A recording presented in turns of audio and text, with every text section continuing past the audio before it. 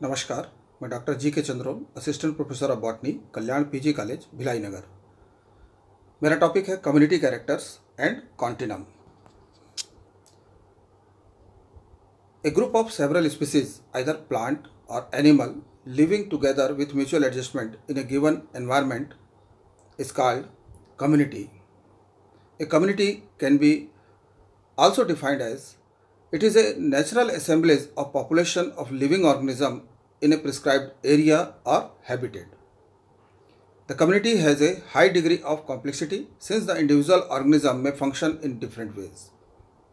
किसी भी कम्युनिटी में पाए जाने वाले ऑर्गेनिजम्स अलग अलग एज ग्रुप के हो सकते हैं, अलग अलग टेक्सोनॉमी के हो सकते हैं और अलग अलग वे ऑफ वर्किंग हो सकती है, जिसके कारण से उस कम्युनिटी में एक जटिलता या कॉम्प्लेक्सिटी देखने को मिलती है।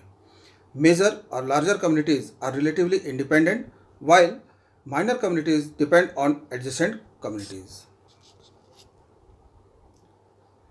हर कम्युनिटी के अपने कुछ कैरेक्टरिस्टिक्स या डायग्नोस्टिक फीचर्स होते हैं, जैसे स्पीसीज डाइवर्सिटी का होना, अलग अलग ग्रोथ फॉर्म और स्ट्रक्चर का पाया जाना, कम्युनिटी में सर्टेन स्पीसीज का डोमिनेंट स्पीसीज के रूप में पाया जाना। हर कम्युनिटी की एक इवोल्यूशनरी हिस्ट्री होती है जो कि सक्सेशन को डिनोट करती है।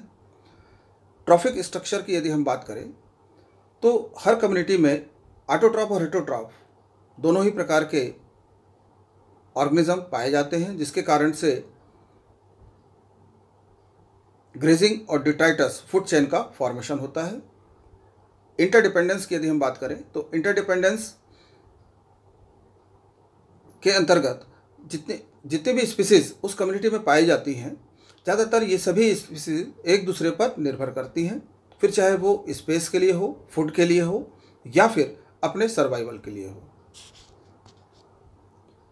कम्युनिटी कैरेक्टर्स की यदि हम बात करें तो ब्रॉडली कम्युनिटी कैरेक्टर्स को दो टाइप में डिवाइड किया गया है, analytic and synthetic. Analytic character को फर्दर फिर दो टाइप में डिवाइड किया गया है, quantitative and qualitative. Quantitative character की स्टडी हम दो स्टेप में करते हैं, फर्स्ट मेथड्स और दूसरा पैरामीटर्स। मेथड्स के अंतर्गत हम उनका जिक्र करेंगे जिन मेथड का उपयोग करके हम किसी भी कम्युनिटी में पाए जाने वाले स्पीसीज की क्वांटिटेटिव एनालिसिस कर सकते हैं, जैसे area curve method, transect method, quadrat method, point frame method and point centre, जिसे प्लॉटलेस मेथड भी कहा जाता है। जहाँ तक पैरामीटर का सवाल है तो क्वांटिटेटिव कैरेक्टर के अंतर्गत डिफरेंट पैरामीटर इस प्रकार हैं, जैसे फ्रीक्वेंसी जो कि किसी भी कम्युनिटी में स्पीसीज के अकरेंस को या उपस्थिति को शो करती है।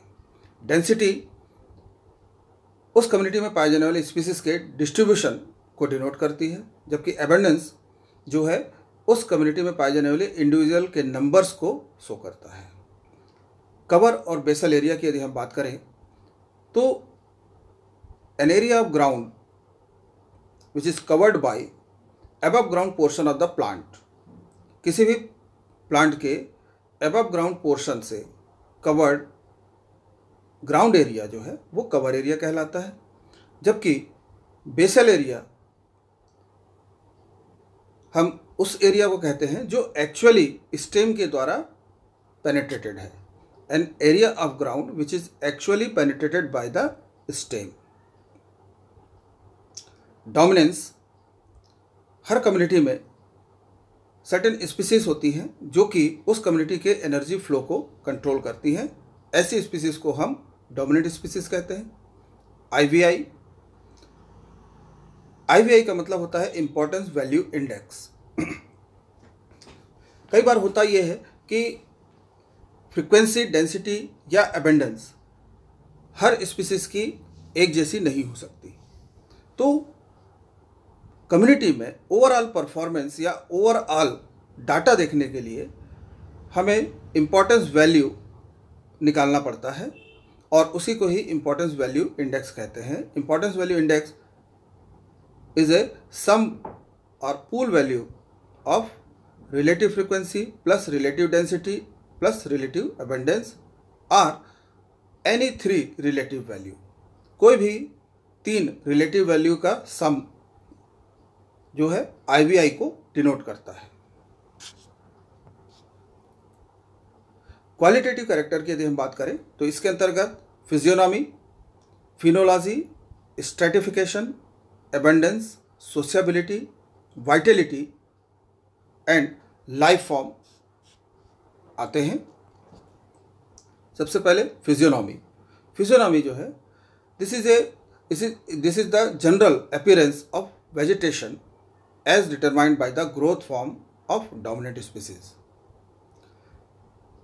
मतलब ये कि ये पूरी तरह से अपीयरेंस पर बेस्ड है। जैसे किसी फॉरेस्ट को यदि हम देखते हैं तो वहाँ पर लार्जर ट्री ज़्यादा होते हैं in comparison to small herbaceous और श्रबी प्लांट्स। तो on the basis of dominance of larger tree it may be called forest community, similarly grassland community, desert community etcetera. Second, phenology basically periodicity को show करता है। किसी भी plant की life में जो इवेंट्स होती हैं, डिफरेंट इवेंट्स होती हैं, उन इवेंट्स और उनसे रिलेटेड एक पर्टिकुलर टाइम को फिनोलॉजी के अंतर्गत समझा जा सकता है। किसी भी प्लांट की लाइफ को हम 6 स्टेप में डिवाइड कर सकते हैं।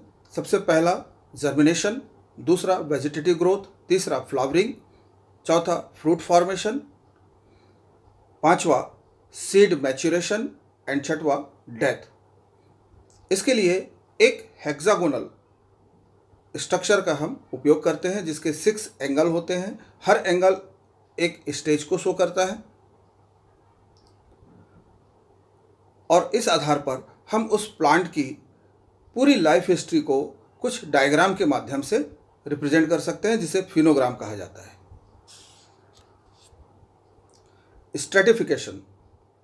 स्ट्रेटिफिकेशन जो है, यदि फॉरेस्ट कम्युनिटी की यदि हम बात करें तो डिफरेंट स्ट्रेटा पाए जाते हैं जो कि अलग अलग टेक्सोनॉमिक ग्रुप ऑफ प्लांट के आधार पर पाए जाते हैं। जैसे सॉइल के अंदर माइक्रोस्कोपिक प्लांट जो होते हैं वो सबटेरेनियन फ्लोरा कहलाते हैं, फिर forest floor, then herbaceous plant, इसके बाद श्रबी, देन ट्री को फर्दर और आप डिवाइड कर सकते हैं small, moderate and large. Abundance की यदि हम बात करें तो on the basis of abundance community vegetation may be very rare।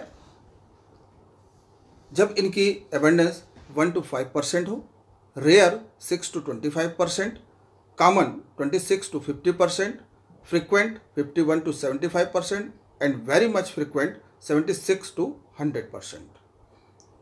मतलब एबंडेंस की परसेंटेज के आधार पर हम उसके कैरेक्टर को डिटरमाइन करते हैं।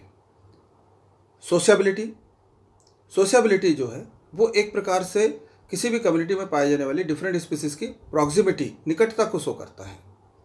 इसके लिए 5 सोशियबिलिटी क्लासेस बनाई गई हैं S1 से S5 तक। S1 plant found quite separate from each other, दस ग्रोविंग सिंगली। S1 कैटेगरी में या S1 क्लास में जो प्लांट्स हैं वो एक दूसरे से सेपरेट पाए जाते हैं। S2 में a group of 4 to 6 plant at one place। S3 many smaller scattered group at one place। S4 several bigger group of many plant at one place and S5 a large group occupy large area। इस आधार पे हम कह सकते हैं कि S1 class के अंतर्गत आने वाले प्लांट्स में प्रॉक्सिमिटी या निकटता या सोशेबिलिटी सबसे कम है, जबकि S5 में सोशेबिलिटी सबसे अधिक है। वाइटलिटी जो है किसी भी प्लांट की जैविकता या जीवन जीने की क्षमता को रिप्रेजेंट करता है, जो कि डिपेंड करता है उसकी नॉर्मल ग्रोथ और रिप्रोडक्टिव कैपेबिलिटी पर। इसमें भी V1 to V5 5 Vitality classes बनाई गई हैं। V1 plant whose seedling die, ऐसे प्लांट जिनकी सीडलिंग स्टेज में डेथ हो जाती है। V2 seedling grow but unable to reproduce, seedling grow होगी लेकिन इनमें रिप्रोडक्टिव कैपेबिलिटी नहीं पाई जाती। V3 रिप्रोड्यूस ओनली वेजिटेटिवली, कि इनमें केवल वेजिटेटिव रिप्रोडक्शन पाया जाता है। V4 reproduce sexually but uncommon, कि इनमें सेक्सुअल रिप्रोडक्शन होता तो है लेकिन ये कॉमनली नहीं होता। V5 reproduce sexually and grow regularly. तो यहाँ पर भी हम ये कह सकते हैं कि वाइटिलिटी जो है V5 क्लास के प्लांट्स में सबसे ज़्यादा देखने को मिलती है। लाइफ फॉर्म्स की यदि हम बात करें तो the sum of adaptation of plant to climate known as life form. Plants जिन एनवायरनमेंट में पाए जाते हैं उनके आसपास के वातावरण के अनुसार जब प्लांट्स अपने आप को ढालते हैं, जिसे एडाप्टेशन कहा जाता है, तो किसी भी प्लांट में पाए जाने वाले इन्हीं सभी एडाप्टेशन को कलेक्टिवली हम एक लाइफ फॉर्म के रूप में जानते हैं। On the basis of perennating bud and their degree of protection, perennating bud की पोजीशन और उसमें पाए जाने वाले प्रोटेक्शन के आधार पर हम 5 डिफरेंट टाइप के लाइफ फॉर्म्स को देखते हैं। According to Raunkiaer 5 different life form are as follows. First, phanerophytes. Phanerophytes में पेरिनेटिंग बर्ड की position much above the ground level होती है। देन कैमीफाइट्स। कैमीफाइट्स के केस में पेरिनेटिंग बर्ड की पोजीशन जो है वो close to the ground level होती है। देन हेमिक्रिप्टोफाइट्स। हेमिक्रिप्टोफाइट्स में पेरिनेटिंग बर्ड ग्राउंड लेवल पर होती है। जियोफाइट्स। जियोफाइट्स के केस में पेरिनेटिंग बर्ड की पोजीशन अंडरग्राउंड और अंडर वाटर होती है। एंड थीरोफाइट्स, जिसमें कि एनुअल प्लांट आते हैं और ये अपनी life seed to seed complete करते हैं। Synthetic characters. सिंथेटिक कैरेक्टर के अंतर्गत presence and constancy, fidelity, dominance and indices. सबसे पहले presence and constancy. Presence and constancy जो है बेसिकली किसी भी स्पीसीज की एक पर्टिकुलर जगह पर उपस्थिति को शो करता है। तो जब कोई plant with in a community 1 to 20% अपनी उपस्थिति शो करता है, दैट मीन्स ये रेयर है।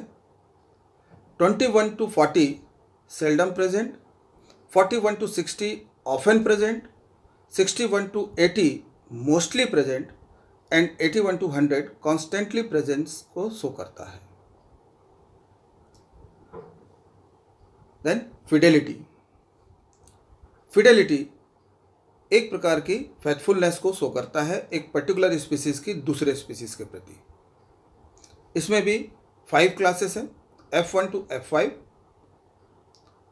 F1 accidental, F2 indifferent, F3 preferential, F4 selective and F5 exclusive.